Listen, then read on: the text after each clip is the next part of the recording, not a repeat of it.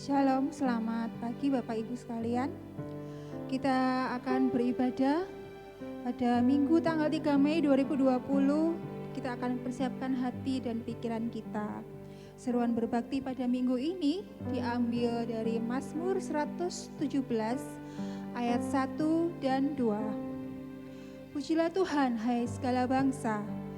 Pujilah Tuhan, hai segala bangsa. Banggakan Dia, hai segala suku bangsa. Sebab kasih-Nya hebat atas kita dan kesetiaan Tuhan untuk selama-lamanya. Haleluya. Kita akan masuk dalam hadirat Tuhan dengan hati yang menyembah. Ku datang Tuhan.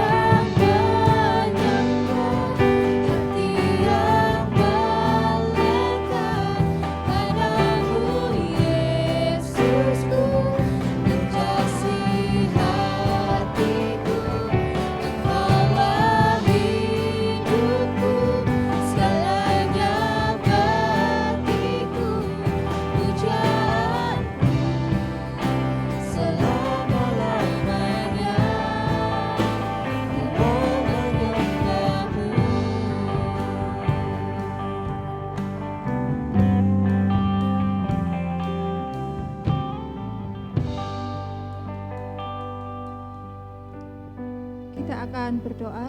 Tuhan Yesus, kami mengucap syukur karena pada pagi hari ini Engkau sudah menolong kami.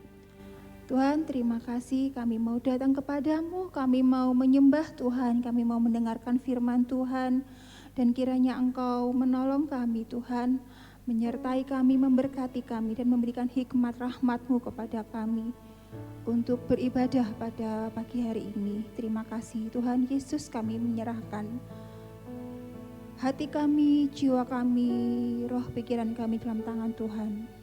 Amin.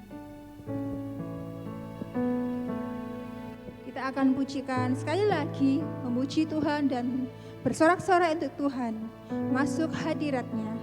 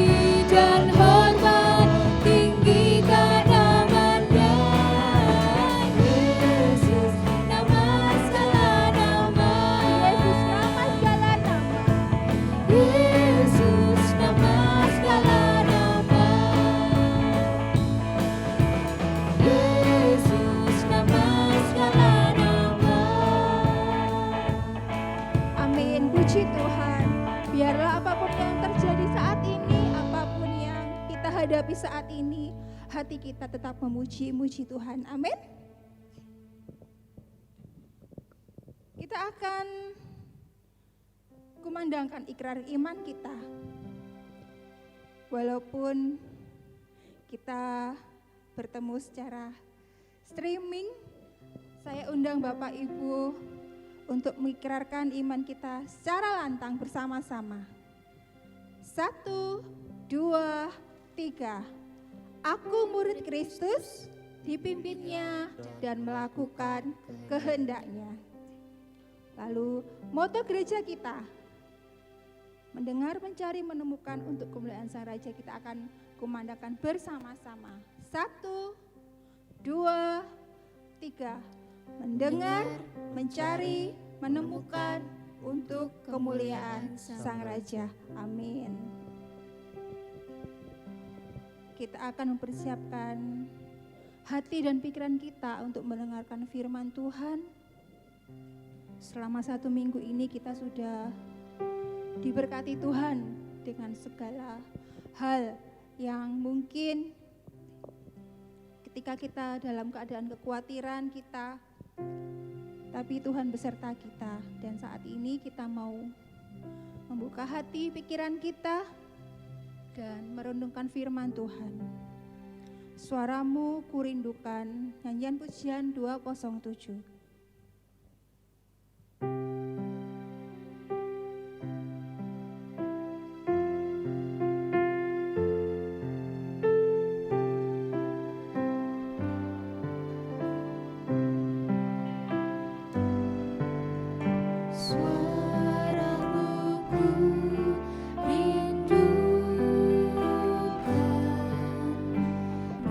Buka telingaku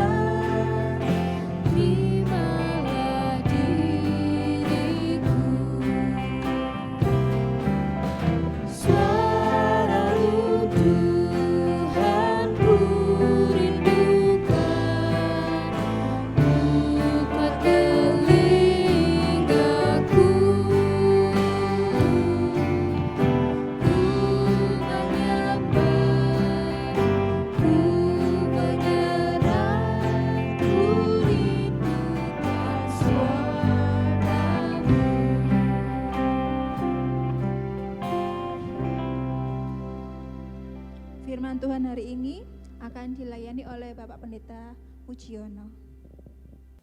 Selamat pagi, kita bersyukur kepada Tuhan jika pada minggu ini 3 Mei kita bisa kembali berbakti bersama-sama, sekalipun itu kita lakukan di rumah kita masing-masing.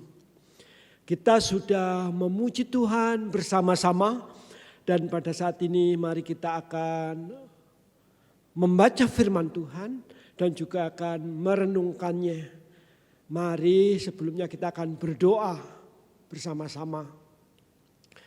Bapa yang ada di surga, seperti lagu yang baru saja kami nyanyikan bersama-sama, kami merindukan firman Tuhan. Kami merindukan suara Tuhan. Oleh sebab itu ketika kesempatan ini tiba, kiranya Tuhan menolong kami semuanya. Saya yang menyampaikannya, hamba-hambamu yang mendengarkannya. Dan biarlah kuasa Allah pun akan bekerja di dalam diri kami masing-masing, sehingga kami boleh menjalani firman itu dalam keseharian kami. Terima kasih Bapa, di dalam nama Tuhan Yesus kami naikkan doa ini. Amin. Mari kita akan buka Alkitab kita. Firman Tuhan pada pagi ini kita ambil dari kitab Roma. Surat kiriman kepada jemaat yang tinggal di Roma.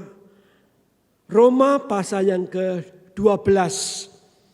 Kita akan perhatikan ayat 1 dan ayat yang kedua. Roma pasal 12 ayat 1 dan 2. Saya akan menolong membacakannya, demikian bunyinya. Karena itu, saudara-saudara, demi kemurahan Allah, aku menasihatkan kamu supaya kamu mempersembahkan tubuhmu sebagai persembahan yang hidup, yang kudus, dan yang berkenan kepada Allah. Itu adalah ibadahmu yang sejati.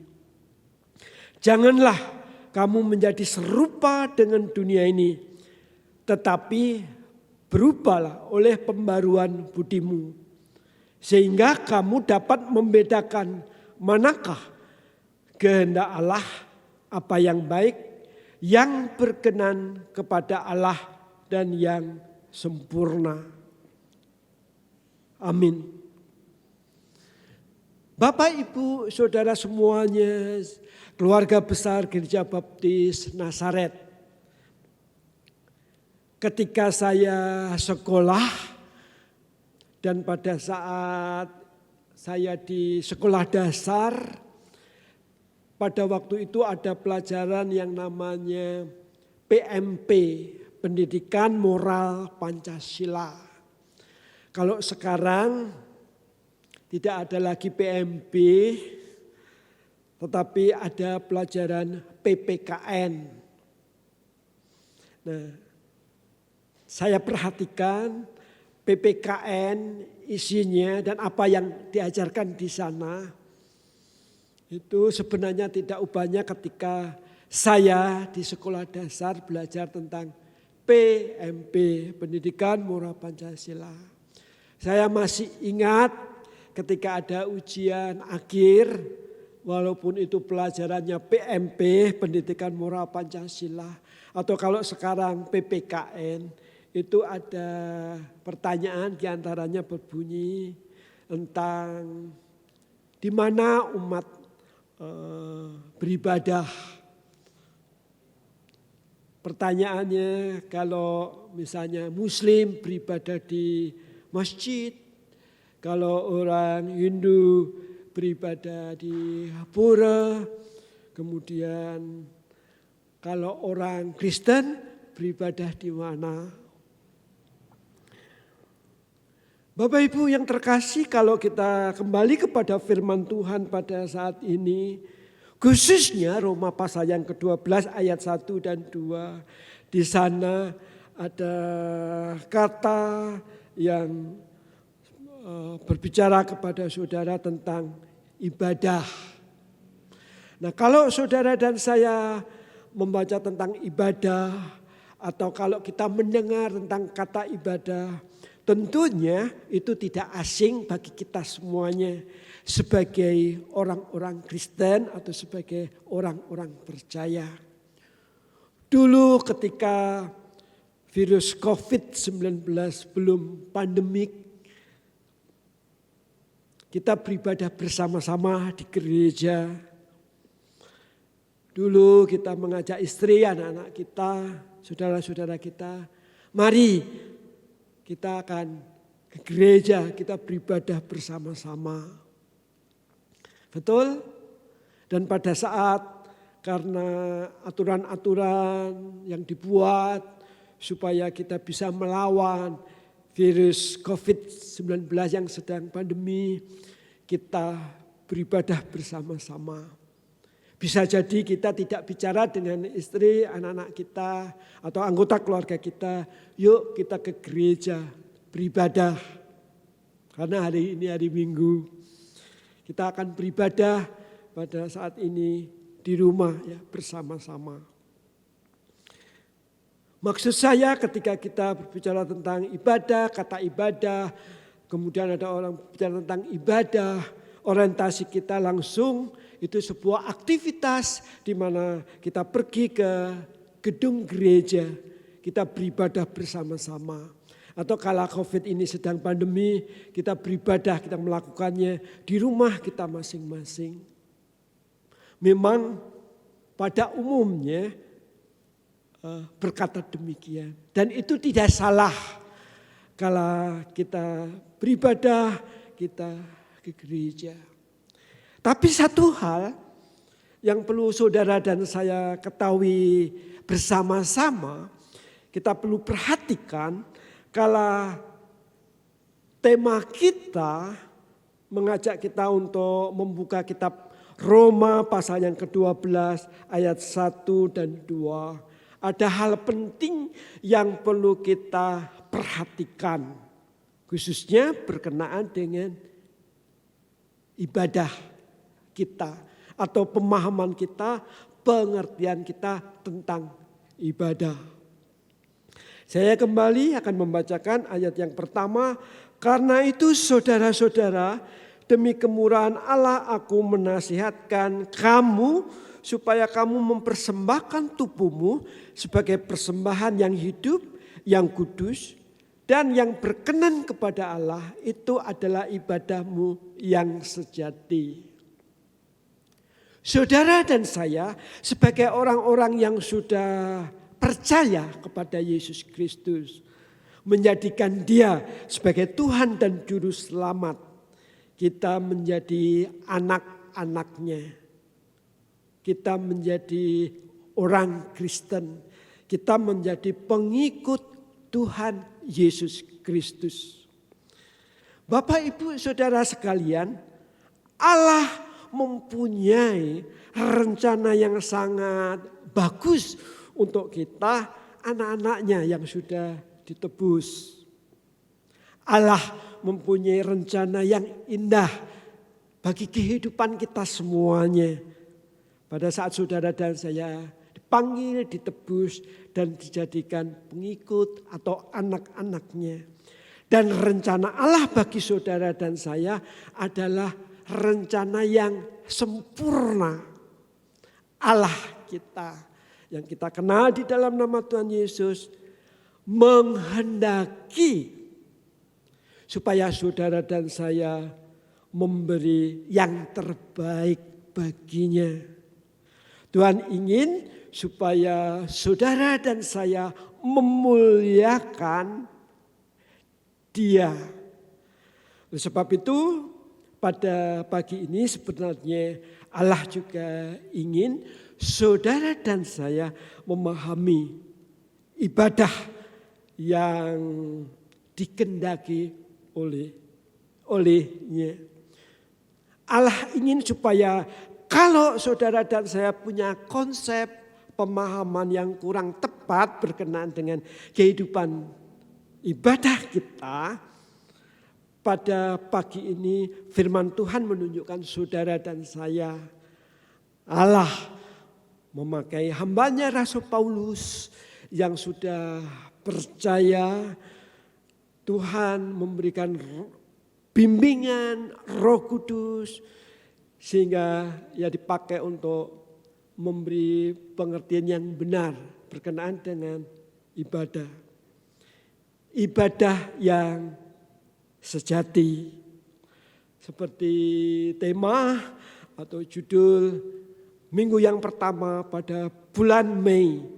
Ibadah yang sejati. Nah, dari Roma pasal yang ke-12 ayat yang pertama, ternyata ibadah itu bukan hal yang hanya dilakukan di gedung gereja atau di rumah seperti yang kita pada saat ini sedang lakukan. Ibadah yang berlangsung di gereja ataupun di rumah itu hanya dibatasi oleh gedung ataupun tembok. Tetapi sebenarnya ibadah yang sejati itu justru ibadah dari kehidupan kita sehari-hari. Bukan berarti ibadah di dalam gedung gereja bersama-sama dengan orang percaya yang lainnya.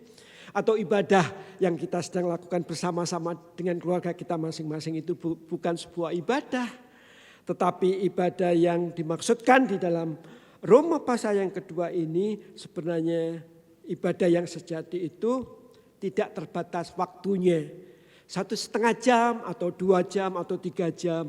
Tetapi sebenarnya hidup saudara dan saya setiap harinya 24 jam sehari itu sebagai persembahan kepada Tuhan, sebagai persembahan yang sejati. Bukan itu saja yang dimaksud persembahan yang sejati, di sana juga diungkapkan di dalam ayat yang pertama, supaya saudara dan saya mempersembahkan hidup kita sebagai persembahan yang hidup. Ya, hidup. Kemudian bukan hanya hidup saja, yang kudus dan yang berkenan kepada Allah. Itu adalah ibadahmu yang sejati. Luar biasa. Rancangan Allah bagi saudara dan saya, kehidupan kita secara total, hati, pikiran, kehidupan kita sehari-hari itu sebagai ibadah yang sejati kepadanya.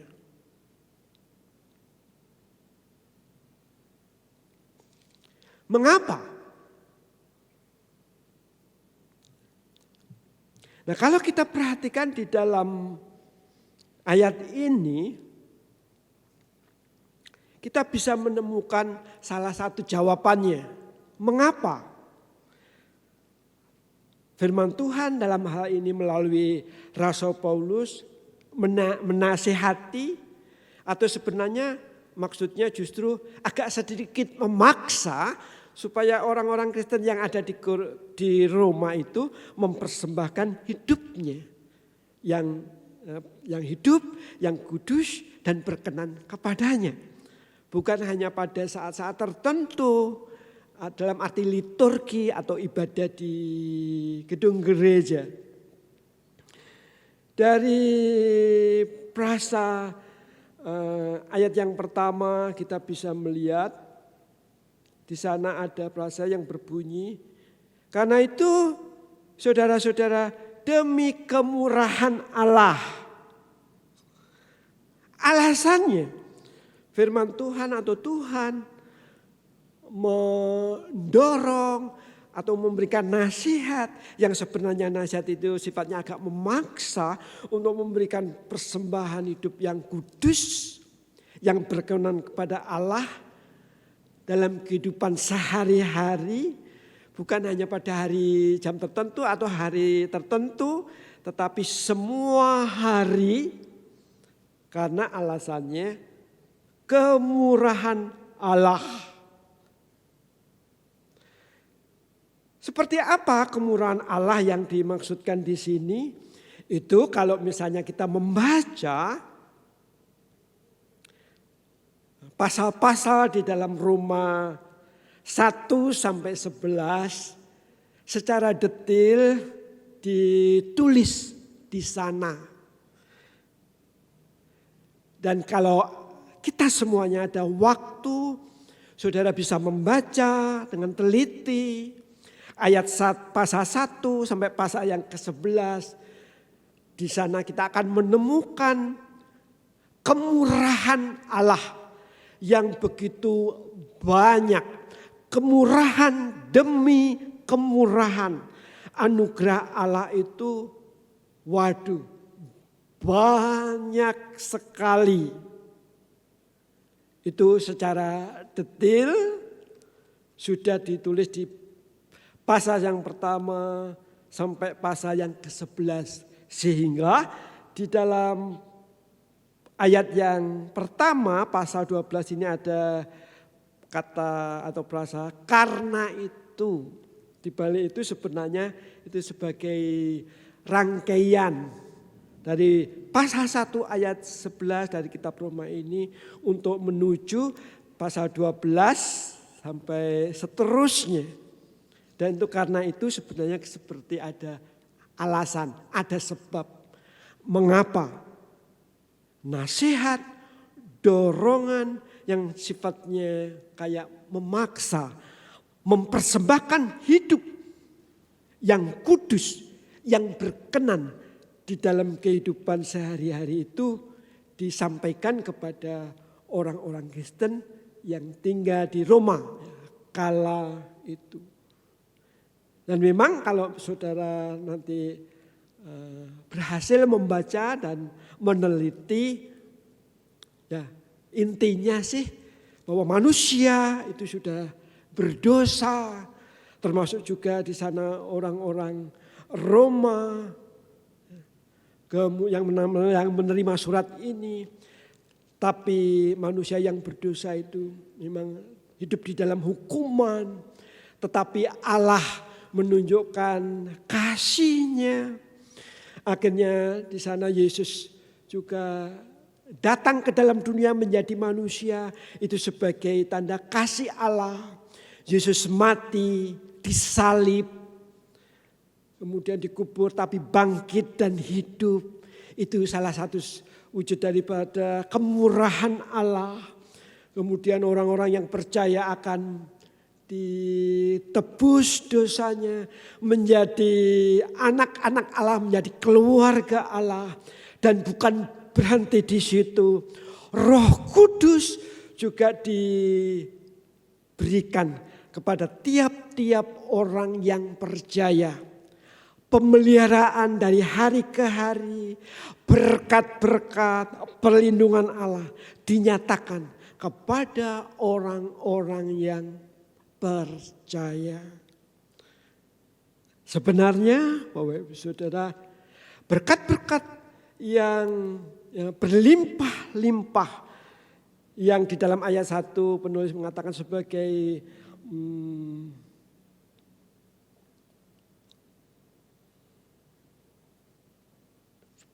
kemurahan Allah, itu juga sebenarnya sudah terjadi di dalam kehidupan saudara dan saya.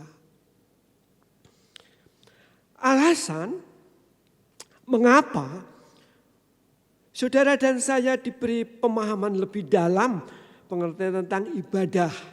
Dalam arti ibadah yang sejati. Mempersembahkan kepada Tuhan hidup yang kudus dan hidup yang berkenan dari waktu ke waktu, dari hari ke hari. Kalau misalnya kita melihat sistem korban dalam perjanjian lama, hukum Allah yang diberikan kepada umatnya melalui Musa, di sana ada aturan-aturan bahwa binatang korban atau hewan korban yang diperbankan umat untuk Tuhan itu tidak sembarangan hewan korban. Tidak. Tapi harus memenuhi kriteria-kriteria. Kemudian imam yang melakukan itu pun juga tidak sembarang imam, tetapi imam besar. Kemudian kalau kita lihat para Lewi yang juga menolong supaya upacara-upacara sistem kurban ini bisa berjalan lancar dan baik. Semuanya diikuti dengan baik. Aturan-aturan yang sana benar-benar dijaga dan diperhatikan. Hal-hal yang harus dilakukan oleh imam besar ataupun pelayan-pelayanannya. Memang di sana ada esensi bahwa harus dilakukan dengan benar, dengan baik, juga dengan kekudusan dan ketaatan. Itu sistem dari sistem kurban perjanjian lama. Memang ketika mereka mempersembahkan persembahan kepada Allah itu tidak sembarangan. Mengapa? Kalau tadi saya yang pertama sudah mengungkapkan anak alasan anugerah Allah, kemurahan Allah yang melimpah-limpah sudah diberikan kepada orang-orang percaya. Kemudian yang kedua karena sistem kurban memang menuntut semua harus dilakukan dengan baik. Dengan penuh kekudusan dan ketaatan.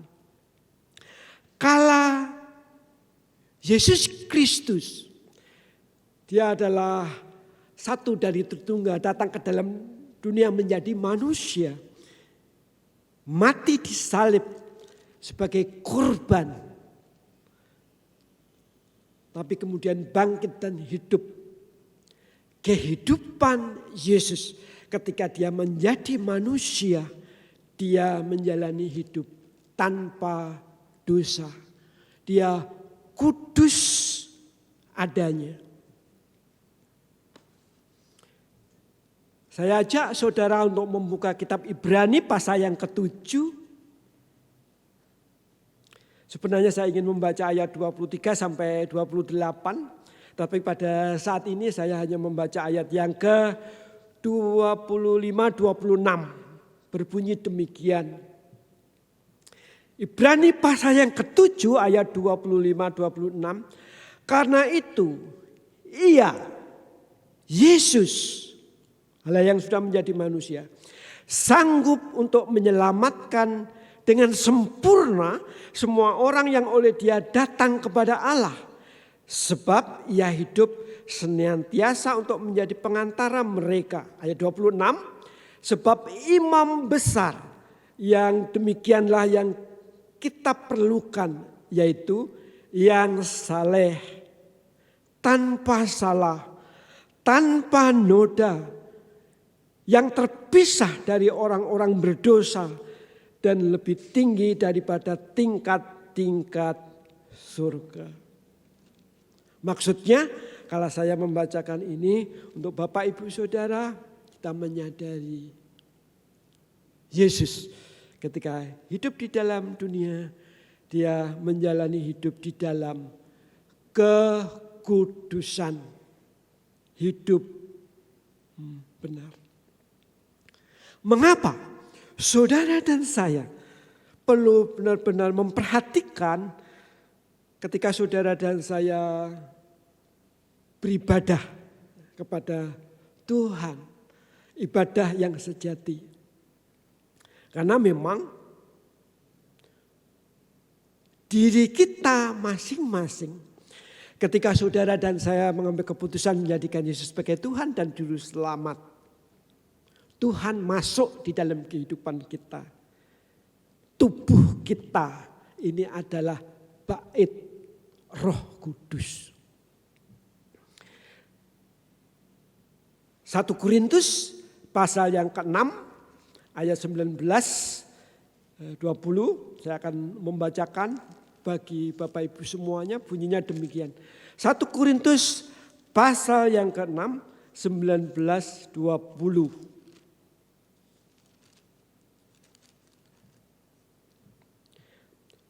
Atau tidak tahukah kamu bahwa tubuhmu adalah bait Roh Kudus yang diam di dalam kamu. Roh Kudus yang kamu peroleh dari Allah. Dan bahwa kamu bukan milik kamu sendiri. Sebab kamu telah dibeli dan harganya telah lunas dibayar. Karena itu muliakanlah Allah dengan tubuhmu. Bapak Ibu Saudara, luar biasa firman Tuhan ini. Kita, diri kita, fisik kita, tubuh kita adalah bait Roh Tuhan. Tuhan tidak diam di dalam gedung gereja. Tuhan juga tidak dibatasi oleh tempat ibadah kita ketika kita beribadah di rumah kita masing-masing. Tetapi sebenarnya bait Allah itu sendiri diri kita masing-masing. Nah, kalau misalnya kita masih segar ingatan kita dengan mengapa. Sebenarnya apa yang disampaikan Paulus, nasihatnya, atau itu sebenarnya dia mendesak supaya orang-orang Kristen yang ada di Roma untuk mempersembahkan persembahan yang hidup itu sebagai ibadah yang sejati. Dan itu juga berlaku bagi saudara dan saya karena kita adalah anak-anak Tuhan. Perlu saudara dan saya mempersembahkan hidup yang kudus, yang berkenan kepada Tuhan. Bukanlah sesuatu yang tidak masuk akal. Bukan sesuatu yang susah untuk dipahami. Karena memang alasannya banyak. Kepada orang-orang yang percaya kepada Tuhan Yesus, kemurahan dari Allah memang melimpah-limpah, termasuk juga saudara dan saya. Tapi saudaranya perlu bertanya, Pak Pendeta, Pak Pujiono, apa bisa pada zaman seperti sekarang ini kita melakukan apa yang difirmankan oleh Tuhan? Memang itu semuanya relevan kalau melihat alasan-alasannya. Tapi Bapak Ibu yang terkasih, kita tidak usah khawatir atau putus asa. Di dalam ayat yang kedua, Tuhan melalui Rasul Paulus mengatakan, Roma 12 ayat yang kedua, janganlah kamu menjadi serupa dengan dunia ini. Tetapi berubahlah oleh pembaruan budimu. Sehingga kamu dapat membedakan manakah kehendak Allah. Apa yang baik, yang berkenan kepada Allah dan yang sempurna. Nah, ayat yang kedua ini sebenarnya menunjukkan kepada saudara bagaimana saudara dan saya bisa menjalani kehendak Allah ini. Tuhan ingin memberi yang terbaik untuk kita. Kita bisa memberi hidup kita yang hidup, yang kudus dan yang berkenan. Ayat kedua ini sebenarnya menuntun kepada kita atau menunjukkan caranya supaya kita bisa mewujudkan itu. Jadi kalau kita perhatikan memang ada yang negatif sifatnya gitu ya. Karena di sini ada kata janganlah, itu kan kayak larangan atau saya sebut sebagai frasa atau kata yang negatif. Tapi di sini ayat 2-nya ada yang memang negatif dan yang positif. Kita akan memperhatikan yang negatif dulu. Dalam arti di sini di balik kata negatif ini kalau memang kata itu tidak tepat diganti dengan kata yang lain, makanya ini tetap ditulis. Berarti memang ini penting kata janganlah ini. Janganlah kamu menjadi serupa dengan dunia ini. Artinya saudara dan saya dituntun supaya kita tidak mencontoh bagaimana orang-orang yang belum mengenal Tuhan Yesus, sebelum percaya kepadanya, sebelum menjadikan Dia Yesus itu sebagai Tuhan dan Juru Selamat mereka. Karena memang orang-orang dunia ini, karena memang belum ada Tuhan Yesus, karena memang juga belum ada Roh Kudus, karena memang belum juga ada campur tangan Allah. Ya, cara hidup orang dunia ini sebenarnya pada umumnya identik dengan cara hidup yang berdosa.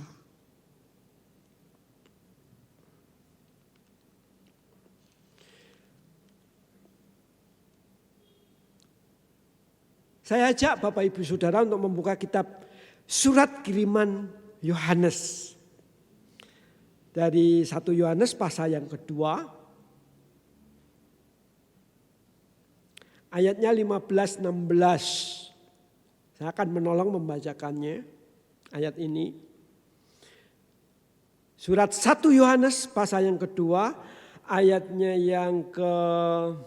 Janganlah kamu mengasihi dunia dan apa yang ada di dalamnya.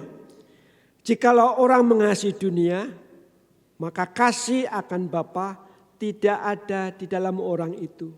Ayat 16. Sebab semua yang ada di dalam dunia, yaitu keinginan daging dan keinginan mata, serta keangkuhan hidup, bukanlah berasal dari Bapa, melainkan dari dunia.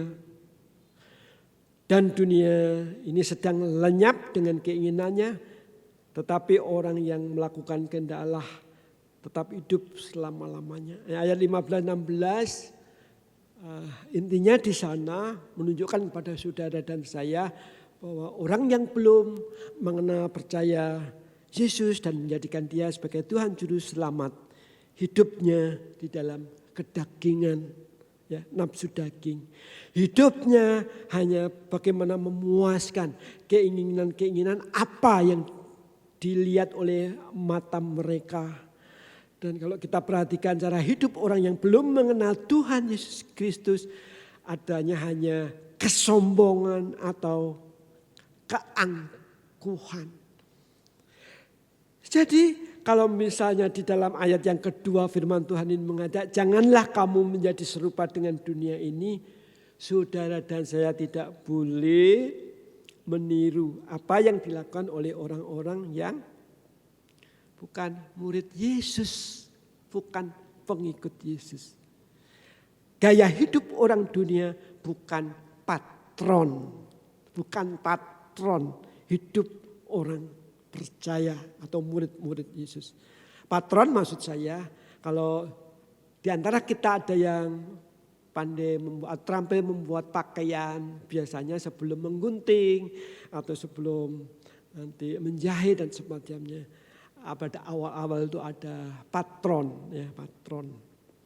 Sehingga dari patron ini teman-teman kita yang biasa buat pakaian, menjahit dan semacamnya itu dia akan ditolong sehingga terjadi seperti yang dimaksudkannya.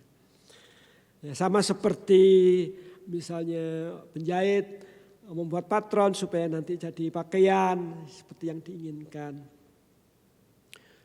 Saudara dan saya tidak boleh menjadikan orang dunia sebagai patron hidup saudara dan saya.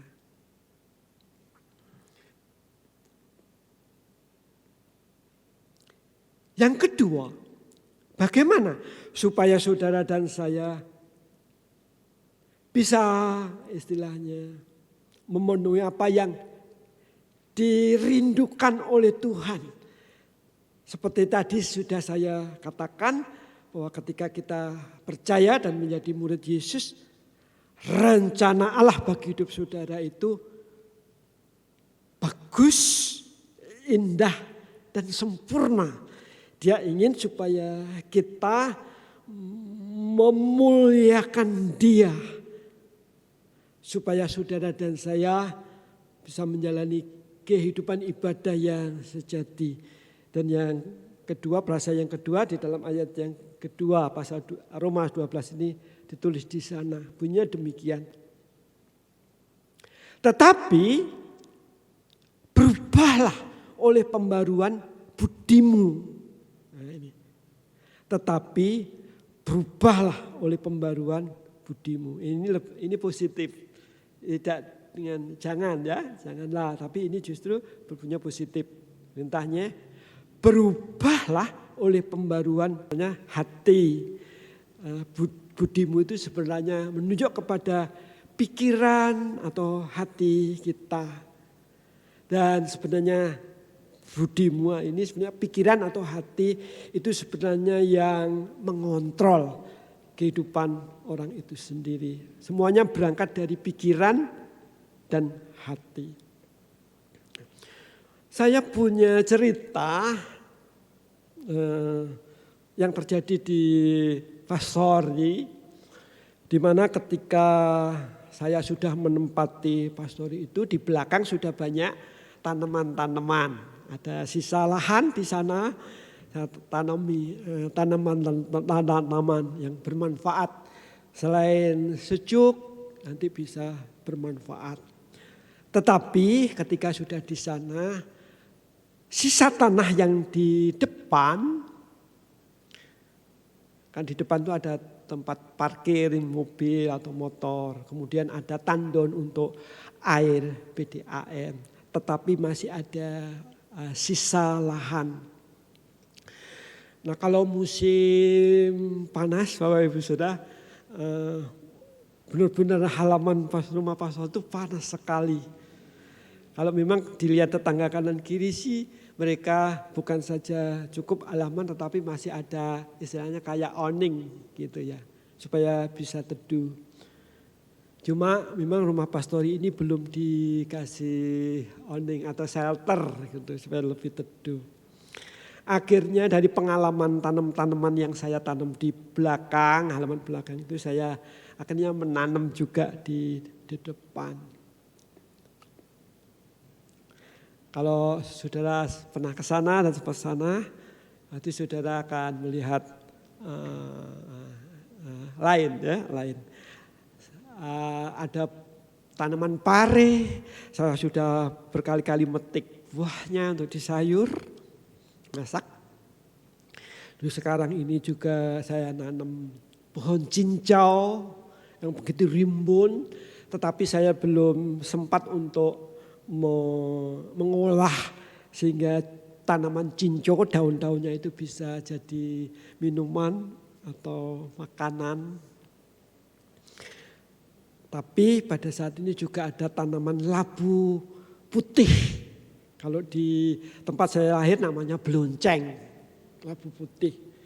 Sehingga pada saat ini Bapak Ibu Saudara apalagi musim hujan, terus menerus tanaman itu menjadi subur dan begitu rimbun, menjadi teduh.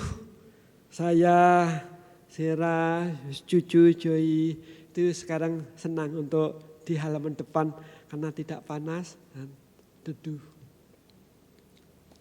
Nah suatu hari Bapak Ibu Saudara, pada saat suasana tenang gitu, tiba-tiba di tanaman cincau yang rimbun, yang hijau itu bergerak-bergerak. Saya sempat kaget Bapak Ibu Saudara. Kenapa? Saya perhatikan ada apa gitu. Saya takutnya ada ular. Karena dulu pernah ada ular weling masuk ke halaman. Sempat saya foto dan saya bagikan. Tidak semua saudara bagikan, takutnya nanti takutan. Saya pernah bagikan kepada salah satu yang punya WA dan itu katanya ular weling gitu. Tetapi ketika saya amati bukan ular, tetapi bunglon. Apa itu bahasa Indonesianya bunglon itu? Saya mengenalnya itu sebagai binatang bunglon. Mungkin bahasa Inggrisnya camelon. Nah, saya perhatikan ternyata itu ada binatang itu kok bergerak-bergerak. Tapi warnanya hijau. Tetapi memang bunglon atau camelon itu suka berubah warna untuk perlindungan diri atau menyelamatkan diri. Tapi saya sempat, oh kamu ya, bunglon ya, enggak apa-apa, saya kira ular, saya bilang begitu. Terus saya tidak mendekat ke dia, kalau dia takut karena saya tahu bahwa itu tidak berbahaya. Tapi dia melompat ke kayu-kayu kering yang itu menjadi rambatan pari. Dan ketika kayu kering itu coklat, dia warnanya berubah menjadi coklat pula. Nah itu, kalau misalnya kita perhatikan ini Bapak Ibu Saudara, Kemelon itu untuk menyelamatkan diri, memang dia yang bisa berubah, ya berubah warna luarnya. Kalau warnanya luar hijau dia menjadi hijau, kalau coklat menjadi coklat. Pasti kalau dia misalnya menempel atau di tempat merah, dia bisa berubah menjadi merah atau warna-warna yang lain.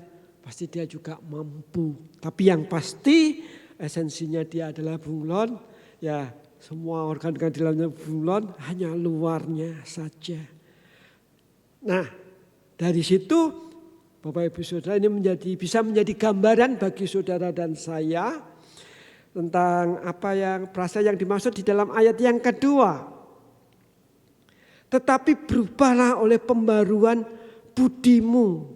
Artinya di sini supaya orang-orang Kristen yang sudah percaya dan menjadikan Yesus sebagai Tuhan Juru Selamat yang tinggal di Roma, tentunya juga bagi saudara dan saya, supaya kita bukan menjadi seperti bunglon atau binatang kemelon itu.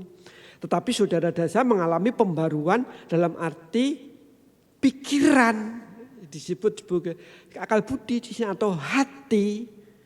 Jadi hati dan pikiran memang harus mengalami pembaruan. Hati dan pikiran mengalami pembaruan. Jadi kalau misalnya saudara dan saya memperhatikan ini, saudara dan saya melakukannya, saudara dan saya nanti yang berubah itu bukan hanya yang nampak di luar apa yang kita lakukan, tetapi benar-benar perubahan yang kita lakukan, tutur kata kita yang diubah, bukan seperti patron orang-orang dunia. Tangan kita memakai dan menggunakannya bukan seperti orang-orang dunia menggunakannya, atau gaya hidup orang dunia tidak akan menjadi patron kita, ada pada kita. Karena saudara dan saya istilahnya diubah dari dalam hati dan pikiran kita. Karena memang hati atau pikiran itu mengontrol perasaan, ya, hati, kehendak, keinginan, kemampuan. Sebenarnya hal yang kita lakukan itu berangkat dari hati, ya, keadaan hati kita. Nah, oleh sebab itu Bapak Ibu Saudara, firman Tuhan ini menolong. Dan kalau saudara dan saya sudah menjadikan Yesus sebagai Tuhan dan Juru Selamat, dialah yang menyanggupkan kita mengalami perubahan ini. Di dalam Yesus, saudara dan saya menjadi manusia baru. Kita memiliki pikiran yang baru, hati yang baru. Nah, dari situ akhirnya Bapak Ibu Saudara, saudara dan saya pun akhirnya nanti bisa mengekspresikan pikiran dan hati baru sebagai pusat hidup kita itu dengan hal-hal kehidupan yang kudus, kehidupan yang berkenan kepada Tuhan. Jadi di sini Bapak Ibu Saudara, saya tidak akan panjang dan lebar, firman Tuhan sudah sangat jelas. Kalau kehidupan ibadah itu tidak bisa dilepaskan di dalam kehidupan kita sebagai orang-orang percaya, sebagai anak-anak Allah. Dan ibadah itu sebenarnya bukan sekedar di dalam gedung gereja atau di dalam rumah. Tetapi ibadah yang sejati adalah kehidupan kita sehari-hari.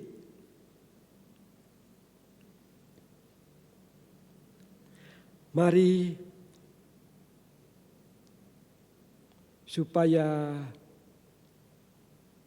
kehidupan ibadah yang tidak bisa dilepaskan dan kehidupan kita sebagai orang percaya, sebagai anak Allah, kita memang perlu mempersiapkan hati kita tiap-tiap hari. Roh Kudusnya, Tuhan, firman-Nya, doa-doa kita akan menolong bagaimana saudara dan saya bisa mempersiapkan hati. Sehingga hidup kita selanjutnya, esok dan seterusnya. Baik pada saat kita sedang beribadah dalam arti seperti saat ini, kita beribadah di rumah masing-masing. Tetapi walaupun dalam situasi tidak beribadah seperti ini, atau seandainya nanti ketika COVID ini sudah selesai, kita bisa beribadah bersama-sama. Bukan saja ketika kita ke gereja berbakti bersama-sama, itu kita beribadah. Tetapi dimanapun saudara dan saya ada, di gedung gereja, di rumah, di tengah perjalanan, di tempat kerja, apapun profesi kita, itu sebagai persembahan kita, ibadah yang sejati, persembahan yang hidup, yang kudus dan berkenan kepada Allah. Amin. Mari kita akan berdoa bersama-sama. Bapa yang ada di surga, kembali kami satukan hati kami. Kami menaikkan syukur atas firman-Mu. Dan kami mohon roh Tuhan akan menerangi lebih lanjut dalam diri kami masing-masing. Kuasa Allah akan menopang kami sehingga kami sebagai orang percaya, konsep, pengertian, pemahaman kami tentang ibadah kepada Tuhan, biarlah mempunyai pemahaman yang benar. Kami boleh mempersembahkan hidup kami yang hidup, yang kudus dan berkenan sebagai ibadah yang sejati. Terima kasih Bapa, di dalam nama Tuhan Yesus kami naikkan doa kami. Amin. Tanggapan untuk firman Tuhan, kita akan pujikan Bapa, ku persembahkan tubuhku.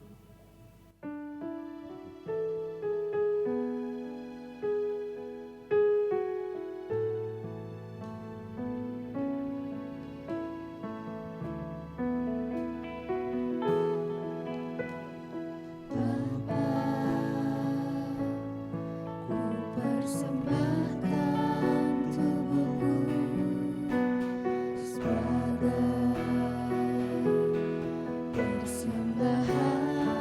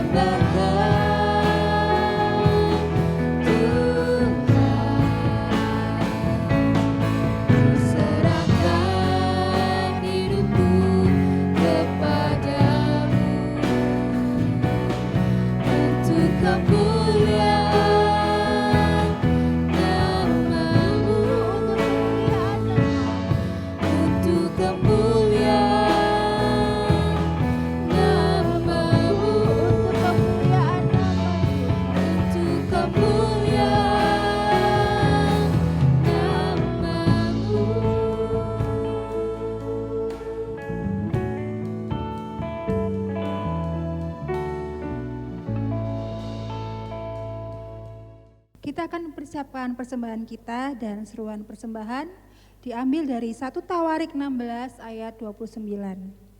Berilah kepada Tuhan kemuliaan namanya, bawalah persembahan dan masuklah menghadap Dia, sujudlah menyembah kepada Tuhan dengan perhiaskan kekudusan. Kita akan berdoa untuk persembahan. Kami mengucap syukur Tuhan dan kami menyerahkan persembahan kami ke dalam tangan Tuhan. Berkati setiap rupiah yang terkumpul dan memberkati juga setiap orang-orang yang mengelolanya, supaya persembahan yang kami kumpulkan ini, yang kami persembahkan kepada Tuhan, dapat memuliakan kerajaan Tuhan di bumi ini. Terima kasih Tuhan Yesus, kami mengucap syukur. Dalam nama Yesus kami berdoa. Amin. Selagi kita mempersiapkan persembahan kita, Bapak, Ibu, Saudara sekalian bisa menyaksikan video pengumuman sebagai berikut ini. Shalom Jemaat Gereja Baptis Indonesia Nazaret. Berikut adalah informasi Warta Gereja minggu ini. Laporan gereja minggu ini, antara lain laporan persembahan, perpuluhan, jumlah kehadiran tiap kegiatan, dan juga petugas untuk minggu depan. Apabila ada kesalahan dalam pelaporan, dapat menghubungi Bapak Pendeta Mujiono. Berikut adalah daftar yang berulang tahun pada minggu ini. Kami mengucapkan selamat ulang tahun kepada Bapak, Ibu, Saudara yang berulang tahun. Tuhan Yesus memberkati. Ibadah tanggal 10 Mei akan dilayani oleh Bapak Adrian Jurid Pamungkas dengan tema Hati yang Menyembah. Ibadah akan dilakukan secara online pada pukul 8 pagi. Selama ibadah online, persembahan dapat dilakukan dengan 2 cara, yaitu via transfer, yang bisa dilakukan melalui M-Banking, Mobile Banking, ATM, atau OVO di rekening BCA Gereja. Cara kedua adalah melalui via koordinator KPW. Jemaat bisa memasukkan persembahan pada amplop putih berperekat dan diberikan kepada koordinator KPW dalam keadaan tertutup, serta diberi keterangan seperti yang tertera. Demikian informasi Warta Gereja minggu ini. Terima kasih, Tuhan Yesus memberkati.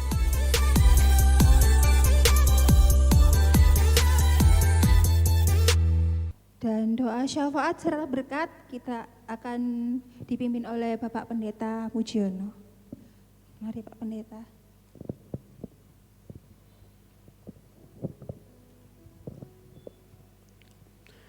Bapak, Ibu, Saudara-saudari sekalian, mari kita akan berdoa bersama-sama. Bapa yang ada di surga, pada saat ini kami satukan hati kami dan kami naikkan kehadirat-Mu di dalam doa. Kami menaikkan syukur apabila pada hari ini, pada pagi ini, kami boleh berbakti bersama-sama di hadapan Tuhan, di keluarga kami masing-masing. Bapak, pada saat ini mengingat pandemik COVID-19 masih melanda di negeri kami, mungkin juga ada di negara-negara yang lain. Kami memohon Tuhan akan menolong tiap-tiap negara, tiap-tiap bangsa, supaya kami bersama-sama bisa menghadapi virus tersebut. Pada saat ini kami juga berdoa khusus untuk negeri kami, bangsa kami, pemerintahan kami, negara kami, Indonesia. Biarlah pembangunan akan tetap berlangsung dengan baik, sehingga kami akan terus membangun supaya kami boleh menjadi negara yang maju, makmur, dan sejahtera. Pada saat ini kami tetap memohon kepada Tuhan, khususnya untuk teman-teman kami yang bekerja di garis depan dalam menghadapi virus COVID-19 yang masih pandemik, termasuk di negara kami. Dokter, para perawat, sukarelawan, semua yang terlibat di dalam pelayanan berkenaan dengan pasien-pasien. Tuhan campur tangan dan akan melindungi mereka semuanya ketika mereka sudah menyerahkan hidup mereka untuk menolong baik orang-orang yang dalam pengawasan, orang-orang yang dalam perawatan, lebih-lebih yang benar-benar positif kena virus tersebut, supaya mereka Tuhan lindungi dan juga akan tolong. Kami mohon supaya alat-alat untuk menjaga diri akan cukup sehingga mereka akan lebih lapang dan siap untuk menghadapi para pasien-pasien yang benar-benar positif menderita penyakit tersebut. Dan kami berdoa untuk teman-teman kami yang benar-benar positif yang pada saat ini sedang perawatan dan penyembuhan. Tuhan campur tangan sehingga mereka benar-benar boleh disembuhkan dan mereka boleh sehat kembali, bisa berkumpul bersama dengan keluarga dan melakukan aktivitas seperti sebelumnya. Pada saat ini Bapa, kami berdoa untuk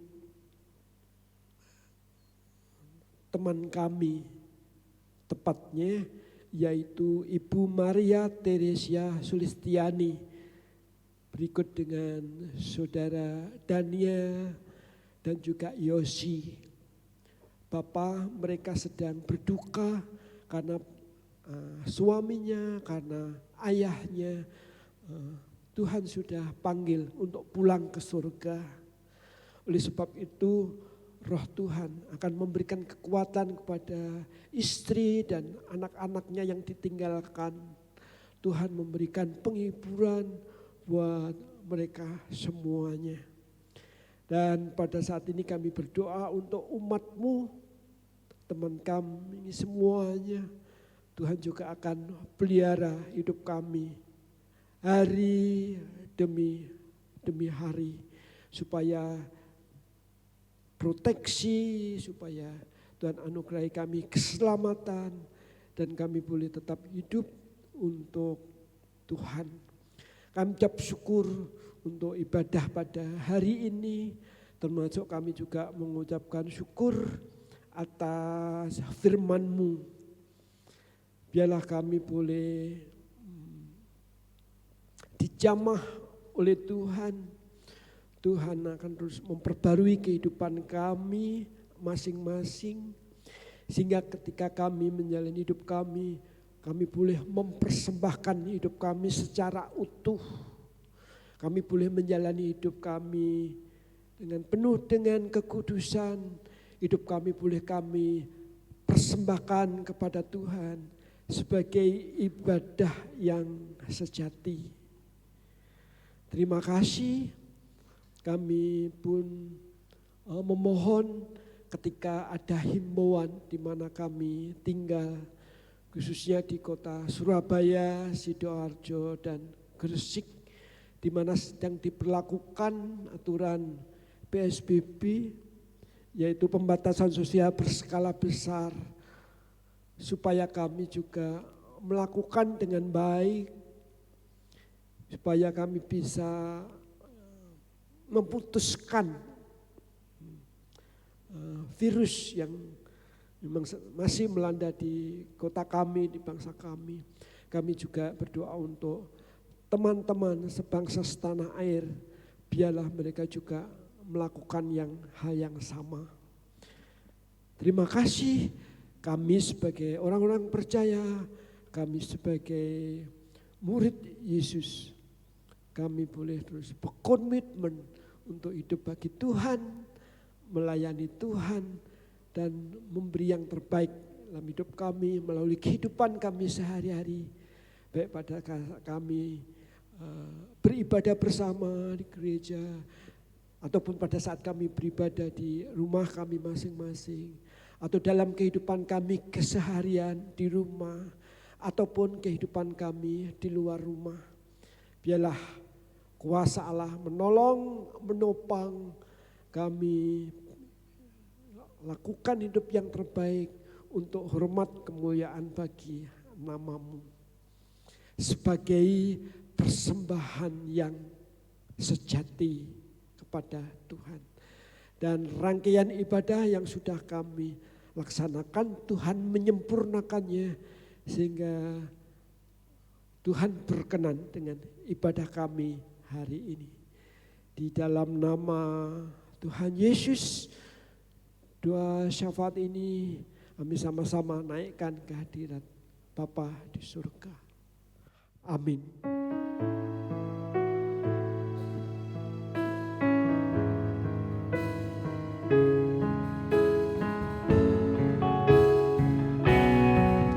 Terima kasih Yesusku.